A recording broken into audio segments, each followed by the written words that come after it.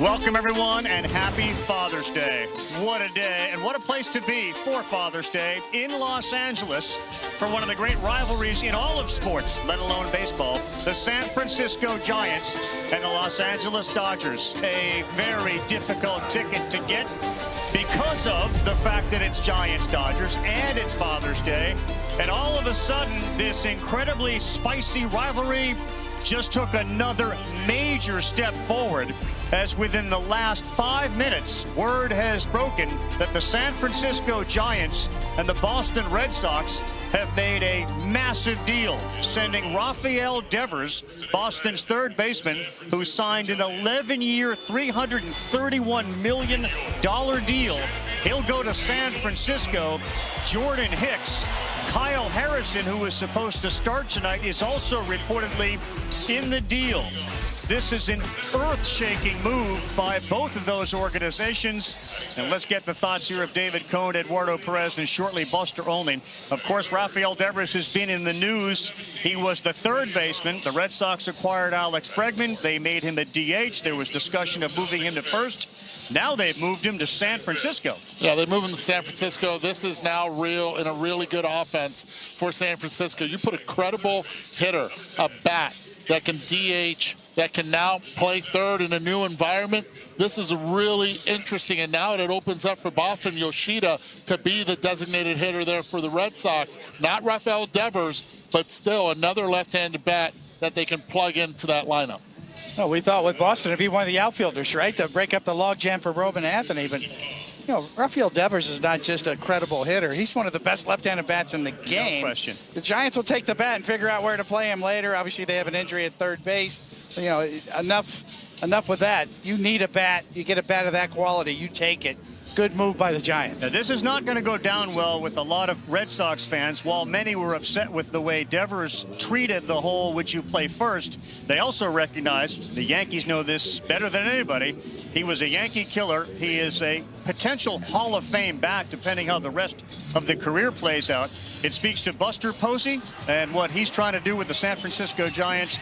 And Craig Breslow, not afraid to make a move like this. Maybe the ownership group got involved and said, we got to kind of, if this is a bad apple, we got to maybe move him. That's the Devers deal, which apparently has just been consummated in the last half hour, including Kyle Harrison, who is no longer going to start our game tonight.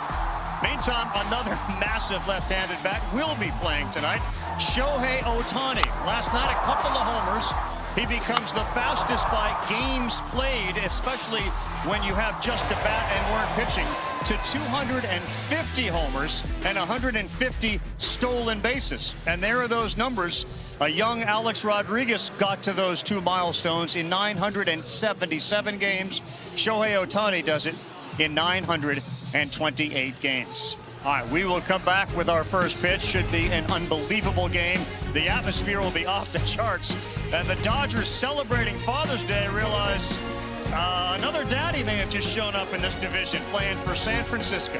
Sunday Night Baseball on ESPN is presented by Capital One. What's in your wallet? And in part by Buffalo Wild Wings. Let's go Sports Bar.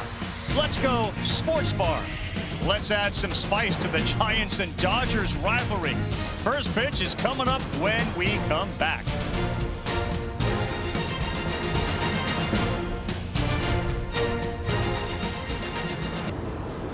Hey, Freddie seems a little off this month. Is it just the health, or does he need to make an adjustment to get back to where he was in May? I think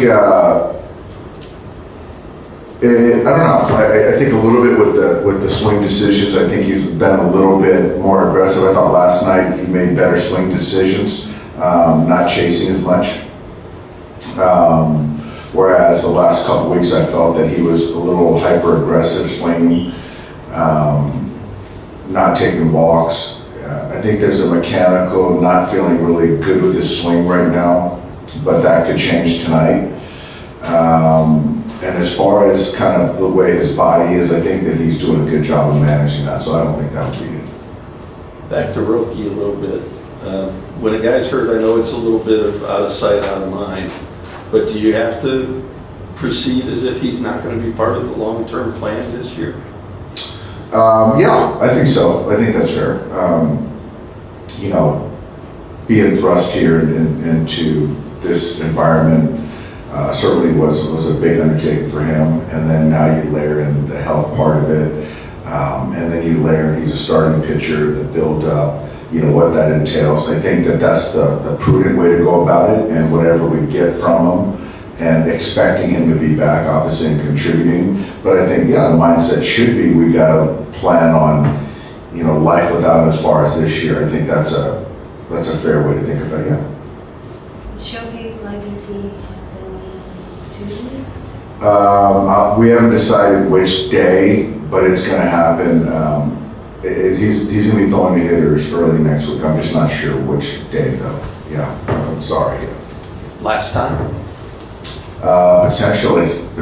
He's getting very eager, getting very excited, and I think that, you know, there's a point where, in kind of hearing from Shohei, that, you know, the effort that it takes to throw lives and things like that, then to play a game, then let's use those bullets in a game. So he's getting very excited. Now that you're seeing like what it's like for him to be like in full or close to full two-way form, so what's sort of like seeing him navigate the day and also just the physical tear or like wear and tear that comes with all that?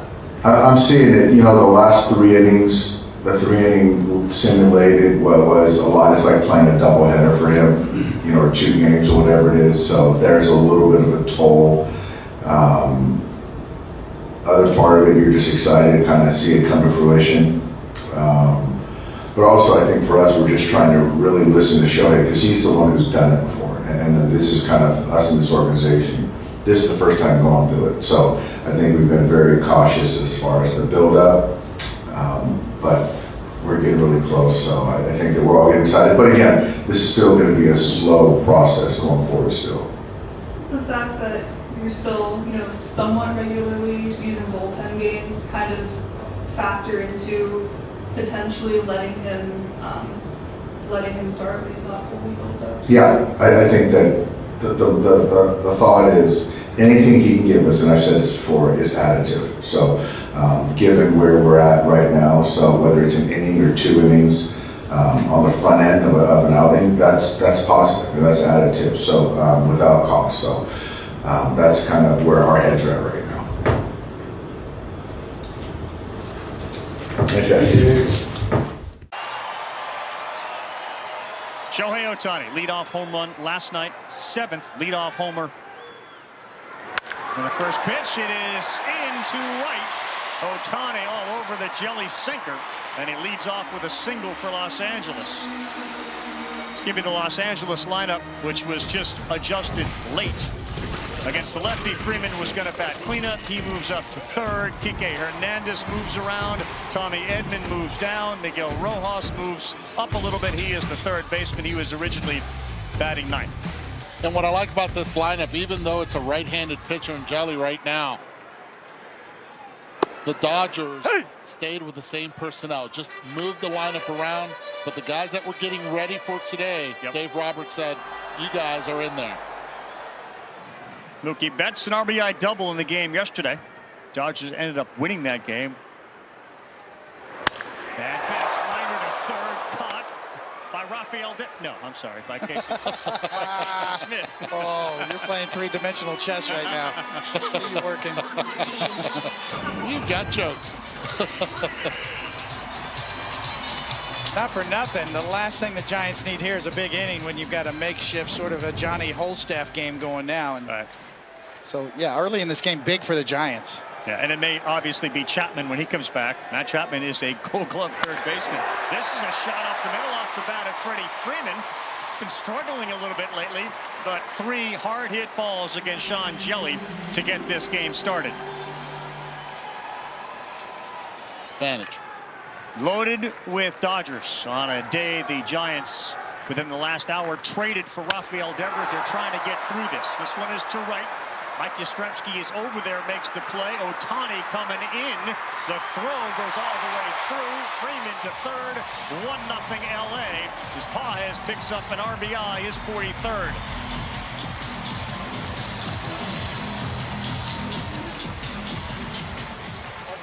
That's a great job right there by Pages. He's thinking the other way.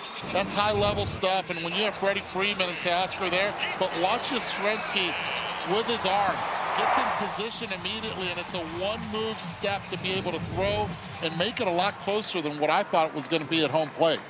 It's just kind of, it's not, I feel like, ooh.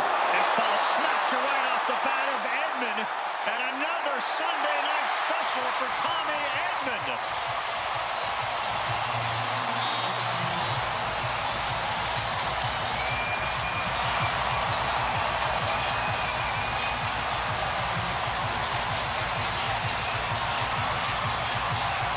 He got moved down in the order. He got moved down. He's got 10 home runs. He tends to hit them on Sundays. And here come the seeds from Teoscar Hernandez. And Teoscar said, don't pick up the seeds from your supposedly 80th home run, Eduardo. Division now. I feel like it sent a message out there that, you know, that we're going to compete. That we're going to be... That we're going to do whatever it takes to, you know, to try to come over here and win the division.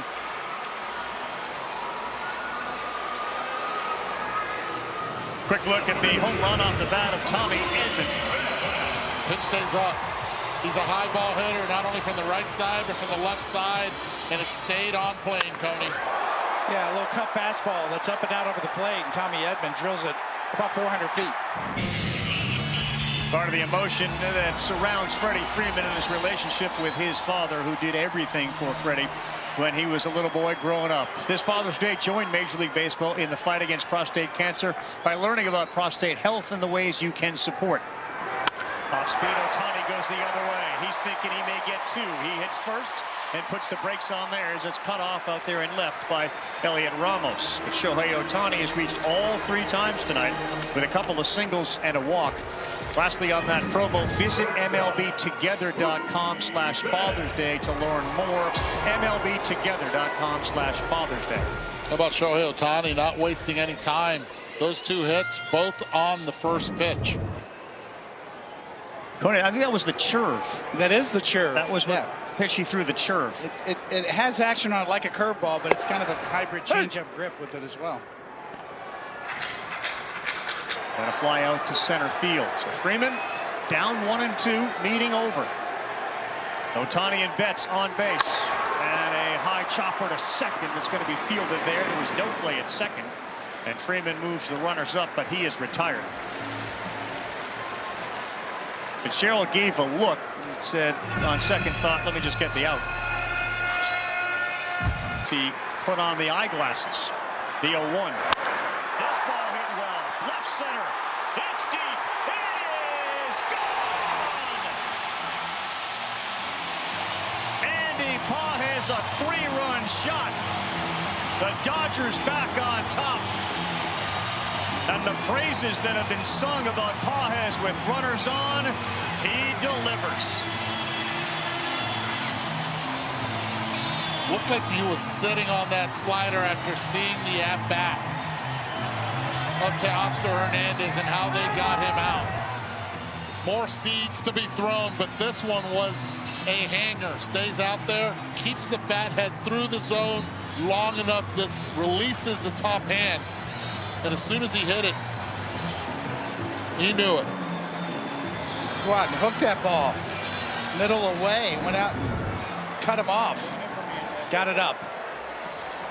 Pages has learned at the hand of Teoscar Hernandez, and he has taken it and run with it. Another one of those Dodgers whose batting average with runners in scoring position is around 380. A big 3-run blast for Pages. Over 30% strikeout rate as a rookie last year. Next one to Shohei, and a slow roller. This is going to be a hit. He beats it out in spite of the acrobatic play by both Dom Smith and Eric Miller. As soon as Ohtani saw the pitcher and he in a foot race, he beat him by half a step. I'll tell you what, Shohei Ohtani showing another part of his game, the speed. Getting down the line, beating Miller to first. Giants did everything right. Heck of a play. by Eric Miller to hold on to it and not hurt himself. Hey! Yeah, as those two guys converged, I got to tell you, I was wincing. Yeah. I was just like, yeah. oh! A lot riding on that near collision.